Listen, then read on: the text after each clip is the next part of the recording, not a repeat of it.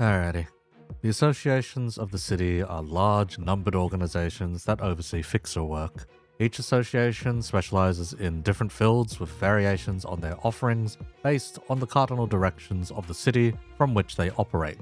The Hana oversees all other associations and fixers. They're the ones to offer fixer licenses and grading. You cannot truly be a fixer without the appropriate paperwork and credentials from the Hana. This is why are your shield. Think of them like the closest you'd get to a police force in the city, only they're a paid police force. Regardless, they handle protection detail, whether that be in close proximity or watching from afar, else any sort of hostage rescue-oriented mission detail. Then comes the Tress. These fellas are your engineers essentially. The Tress manage the workshops of the city, responsible for approving weaponry, assisting in taxation of said weaponry, and even filing it all with the head.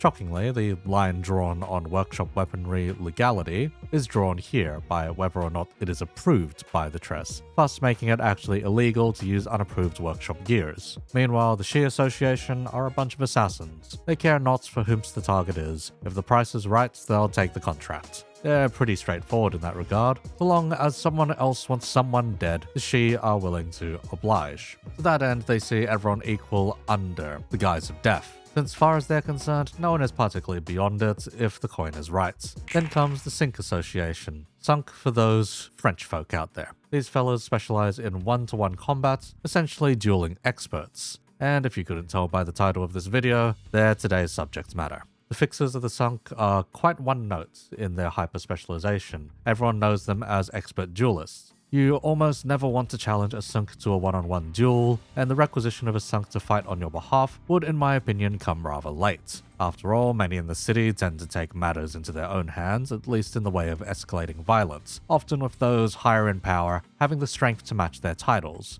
This isn't always the case, however, and when you have more money than fighting capability, you may as well hire someone to do the fighting for you. So, therein lies something of an odd conceit with the Cinq. They're an organization that needs formal setup and contracting to fight on your behalf, but in such a case where you would need to resolve a duel for satisfaction, would you not be the one who wishes for that self-gratification? So, unless you got more money than fighting ability, and don't believe you've the strength to take on your opponent and win, alongside even having an opposition that would accept the outcome of the duel with decorum, why would you bother hiring someone to do the job for you? Besides, if you just wanted your opponent dead, wouldn't you just hire a Shi? In addition, even if your Cinq won the duel, wouldn't you also need to hire an Ufi to ensure the clauses are held to boot? Anyhow, with those factors above and more, it is said that the Cinq actually don't get a lot of direct requests, instead acts more on the side of decorum for the associations. They're in charge of holding joint conferences and events with other associations as something of a side gig,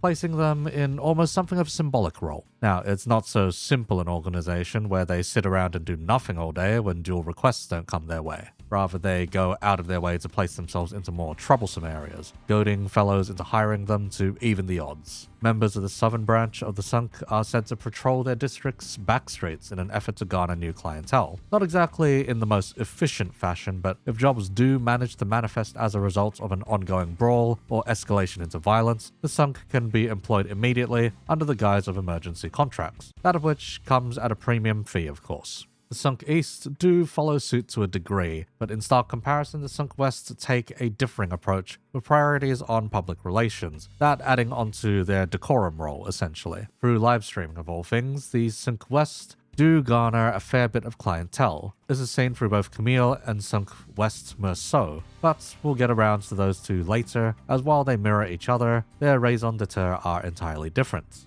Okay, is this the point where I mentioned that I am unfortunately part French? That if you scroll back far enough in the family tree and pictures, you'll see a bunch of Vietnamese folks surrounding a single tall white guy? That is my great-great-grandfather from France's occupation of Vietnam? Yeah, whack stuff. Results in some unfortunate amounts of hot-bloodedness in the family. Speaking of, the Cinq are a very proud bunch, and with the limited number of requests coming through, you can imagine that only the finest would be sent out to settle the score. Plus, there's a lot of infighting amongst those proud duelists. Well, not only as a result of said pride, but due to the potential cascading animosity that comes as a result of winning a duel. If you become too competent and win too much, you are likely to get a target drawn on your back. Not only may this result in your life being placed in peril, but other fixers under or above you may be contracted to duel you as well. resulting in plenty of internal strife within the organization. Every single one of your colleagues may be about to throw the gauntlet at you and start a duel. As a member of the Cinq, you must oblige, else it would stain the reputation of the organization to naught. You can, of course,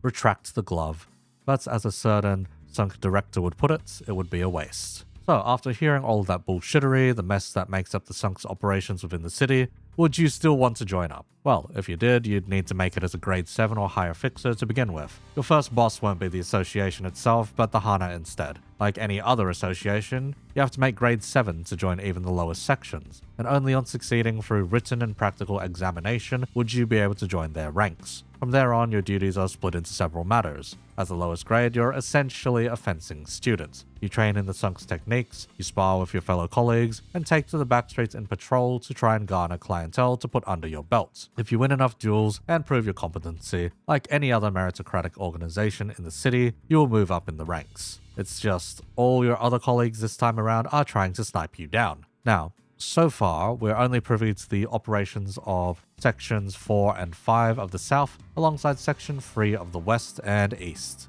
Nothing to say of the North yet. That said, you aren't just here for duels. Let's talk about that uniform and appropriate decorum for your association. For the South, you're looking at a black or dark navy suit with a white inner shirt and blue tie. To adorn you further would be a wide-brimmed blue hat with white trimmings, alongside a bright blue cloak with the same.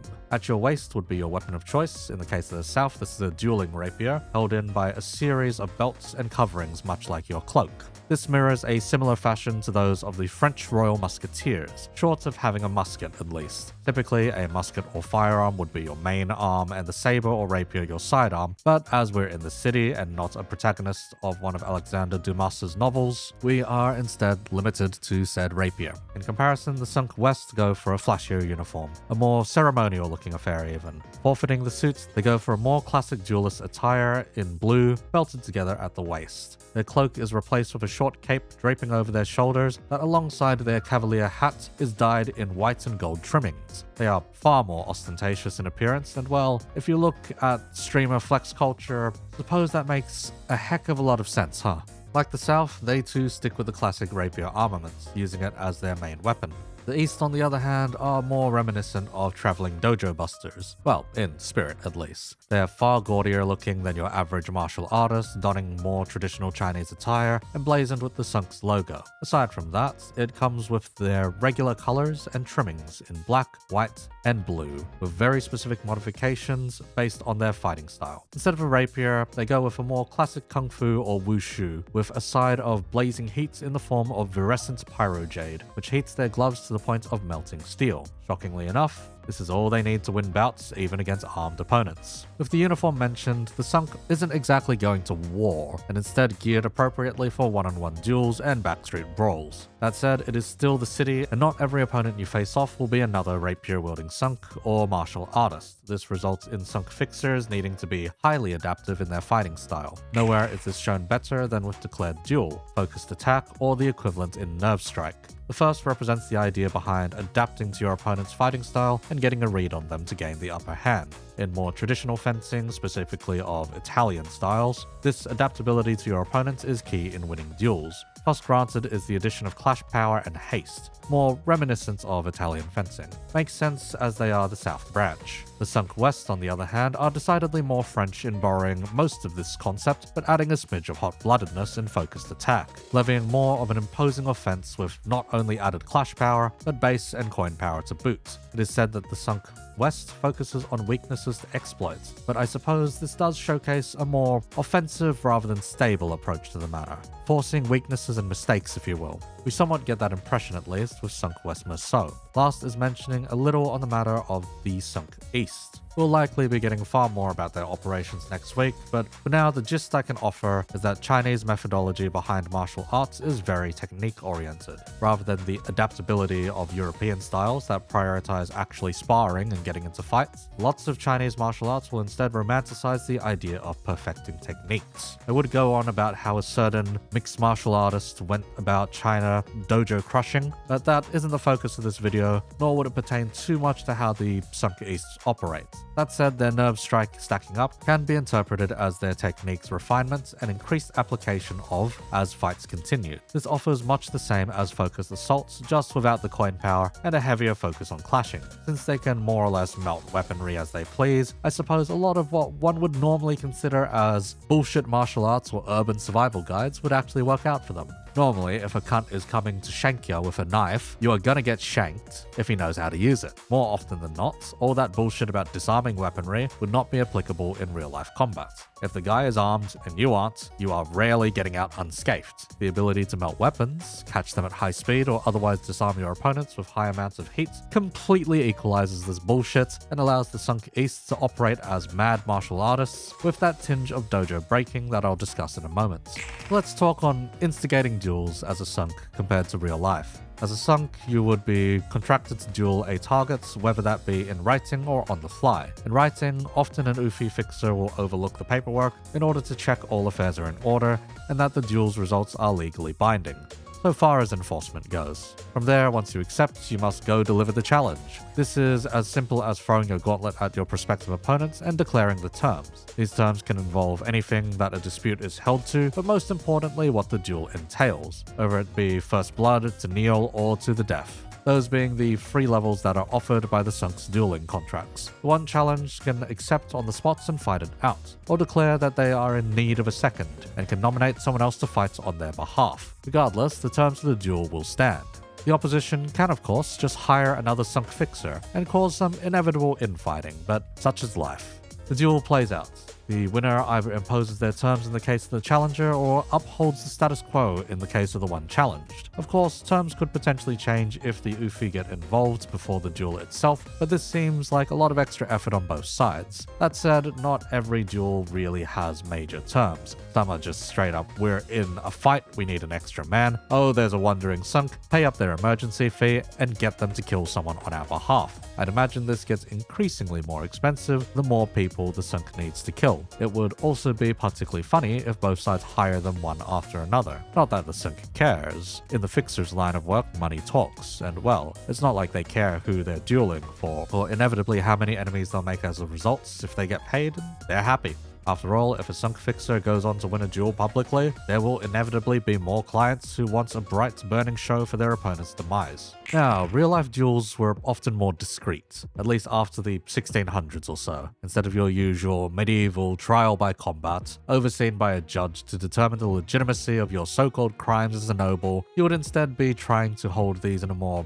clandestine affair. Killing your fellow man wasn't exactly as free as it is in the city, even if you are a noble. There are certain bits of decorum you must follow. First off, you or the offended party issues the duel, whether it be in writing or the good old glove toss. You choose the weapons. By the 1600s and beyond, these were usually dueling pistols. Then find yourself a second, a witness, someone to cover loose ends, negotiate on your behalf, etc. From there, you pick a place to duel, usually somewhere out of sight of the authorities and common folk. A degree of plausible deniability for anything that may occur. Your seconds negotiate one more time to see if you can make peace. If not, the duel commences. There's differing rules for blades or firearms, but typically you keep at it until one party is satisfied with the result. For blades, this is often first blood or death. For pistols, it is landing a hit, sometimes more. But bullets were quite fatal back then, so not much need to keep going on beyond. From there, the terms are upheld, and your second must see things are done accordingly. A dock may be called onto site, but all in all, a clandestine affair compared to how out there dueling would be in the city. Essentially, the Cinq South and West's idea of dueling aren't really as noble as they sound, but more a public show and money-making scheme, compared to defending your honor as a noble or part of the aristocracy at least.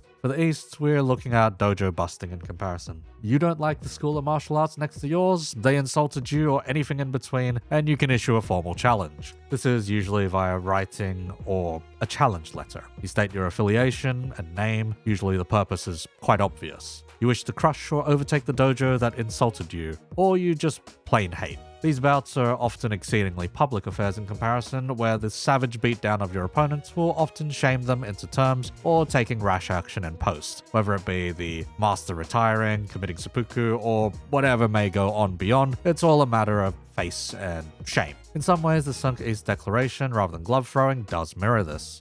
Regardless, we ought to discuss the notable members of the Cinq. There is only one with 5 Sinner IDs as of writing. One more upcoming, of course. First off, we've got Camille, our only representative of the Cinq in the form of an up-and-coming fixer of Cinq West Section 3. He is a cocky live streamer that doesn't know when to shut up, but is damn competent in one-on-one duels. At least competent enough to pretty much always beat up Dawn in her Sinner form. They are first seen during the start of Canto 7, wherein they join up the La Mancha Land raid. In live streaming a good chunk of the fair, they rub off as one of those annoying IRL live streamers. Anyhow, from a difference in opinion, Dawn gets her shit kicked in by Camille, and we don't see them again until they meet their fates at the hands of the sinners in the dungeon, wherein they've been taken over by Rose Fawns from a desperate attempt to save their own lives with ego, that of which, of course, failed. We deliver them to the grave before handling the rest of the Canto's events. Cinq Association South Section 5 Director, Dawn's story, regards your average Cinq South patrol.